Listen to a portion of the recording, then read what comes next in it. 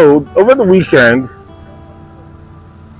the late financial guru, business mogul, and Access Bank owner, Herbert Wigwe, the body remains of Herbert Wigwe, his wife, and the son was buried in Ishokbo, Ikwere local government of Rivers State over the weekend.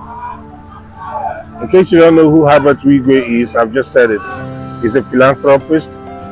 He is the owner of Access Bank. Access Bank is one of the biggest banks in Nigeria, a modern day bank actually, 21st century.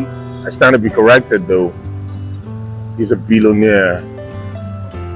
One of his humongous projects he was embarking on before his untimely death in the US in a plane crash is the establishment and bringing to fruition, to reality, the Herbert Wigwe University.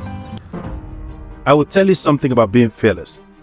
That powerful state of mind where you refuse to be constrained by the consciousness of your limitations, where you face your challenges as an adventurous quest, focusing on the joys of winning rather than the fear of losing.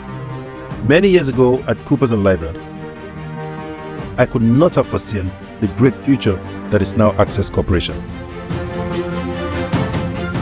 But education, from formal institutions and from the University of Life, instilled in me all that was required.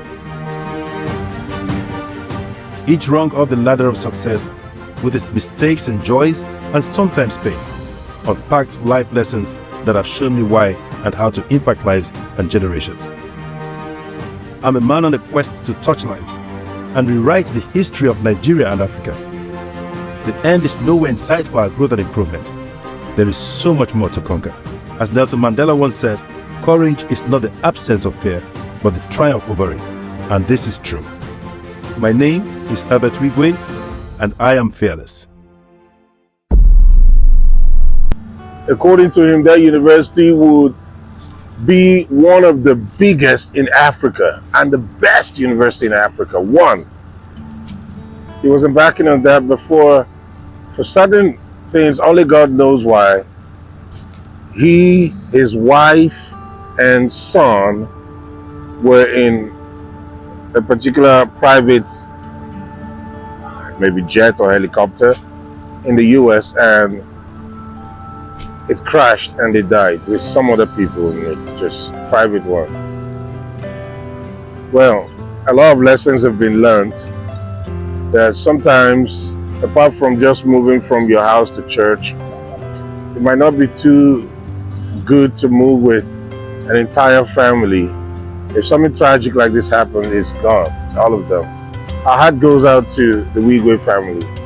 Right there in the burial over the weekend, a lot of dignitaries came from the political class, from the business angle, the banking sector, billionaires, investors. You know, it's tied to a lot of business people, the clergy, the community people, chiefs and elders. But for certain reason, people were giving their speech, goodwill messages, some were sympathizing, expressing their condolences to the family, the survivors, the parents are alive actually, of Wigwe. So notice I said the Wigwe, his wife and his son, the three caskets were brought back containing the bodies and the remains of these father, mother and son. Now, amongst other things and condolences that went on, where we're looking at today is just a microcosm of what the governor of Rivers State, His Excellency Sir Sim Fubara, GSSRS, said. Amongst other things he said. Now, this is what people are reacting to around the world and on social media. That he said that, look, he's touched, he's pained, he's affected by the death of this man, his wife and son.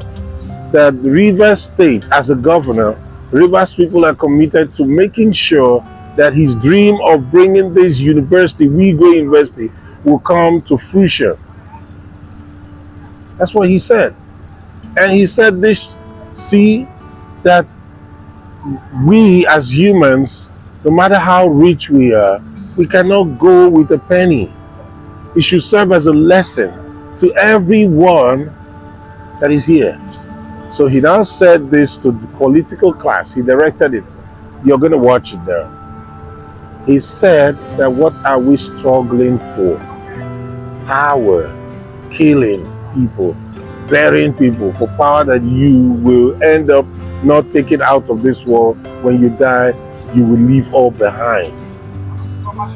Now, this statement he made here got some reactions, both positive and negative. He didn't mention any name. He just said to the political class, which he, the governor of River State, belongs to. So how about you take a listen? This one has to do with our political class.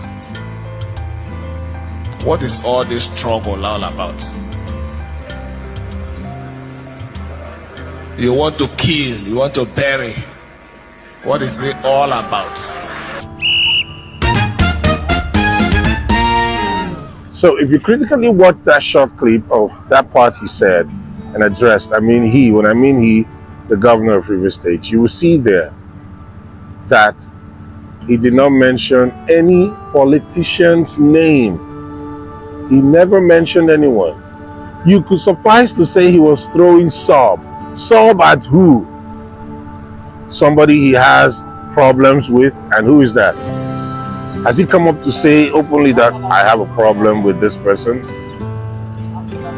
So, people are reacting both negatively and positively to this statement.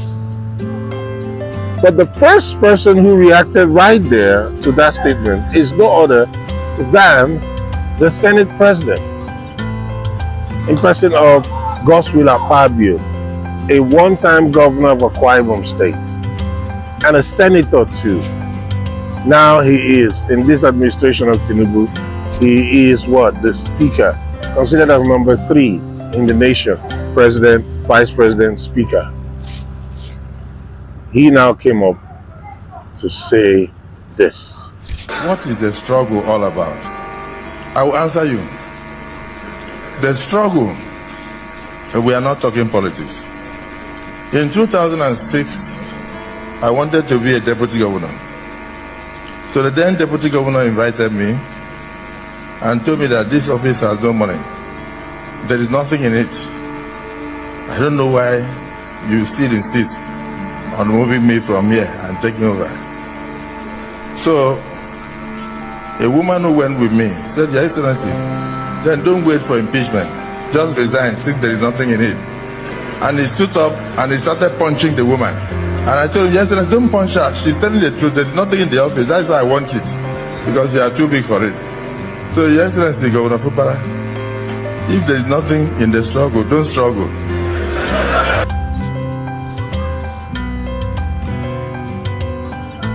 Now, he told a short story of how he wanted years back to become a deputy governor in his state, Akwa Ibom. How a woman accompanied him to the then deputy governor, and the deputy governor was saying, there is no money here, you can see. The woman said, that's why Akpabio should since there is no money, because you are bigger than this position. And that man supposedly punched the woman, and he stood to her defense to say, I want to be there. And he ended it by saying and directing it to Governor Fubara. The governor did not call your name. You are now directing it to him, implying that he should step aside and leave office than struggle. Is it the governor of River State that is struggling for a position? Aren't you aware that he has even said it twice that he can resign? So who? Guys, I want you to help me out. Is it a bad statement? Now some are saying that in a burial, why will the governor even mention that? Some are saying no, it's an advice. Some are now attacking the Senate President. Why would you come after the governor and reply him? Did he call your name? Is your name political class? Is the governor not among the political class? All this back and forth in a burial. Some have totally condemned that the governor shouldn't have even mentioned anything about even say political. Guys, what do you say? You may follow and subscribe to my YouTube channel and help a brother grow. Charles D. Talker. The Talker is Talka. I will appreciate that. Thank you very much. Until the next episode.